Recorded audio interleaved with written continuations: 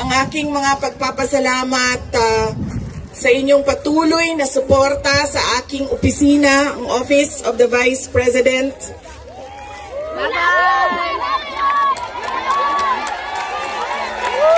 Inday Sara Duterte!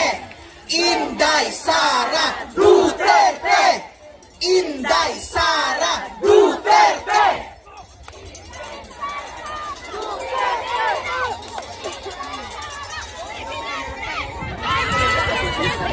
Malakas ang loob ko dahil nandyan kayong lahat.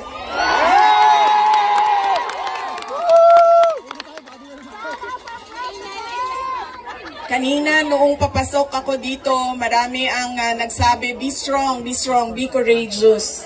I am only as strong as you are. Kung nakikita ko, sobrang lakas ninyo at sobrang lakas ng pagmamahal ninyo sa bayan. Ganyan din ang nararamdaman ko.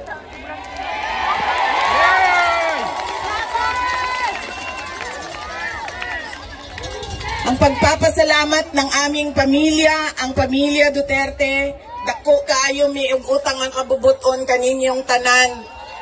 Sa higayon nga gihatag ninyo kanamo nga makaserbisyo sa atoang nasod.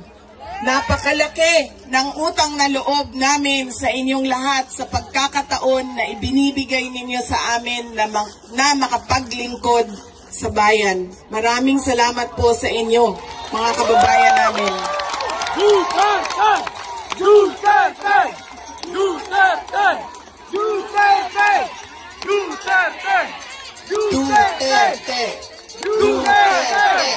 Duterte! Duterte! Duterte! Huwag ninyong kalimutan, ayaw ninyong kalimti ang kausa. Huwag ninyong kalimutan ang laban. What is our cause? Our cause is for our country. Ang laban na ito ay para sa bayan. Mga kababayan,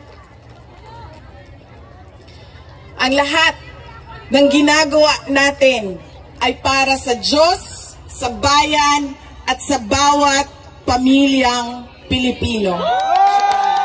Duterte! Duterte! Duterte! Duterte! Duterte!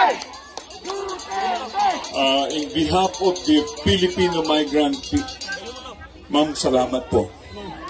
Malaki po ang pagpunta nyo dito. It's an inspiration for all of us. Am I right? Yes! Kantahan natin si Tatay Digong ng Happy Birthday with Ma'am Sara. Okay? 1, 2, ready, go. Happy birthday to you. Happy birthday to you.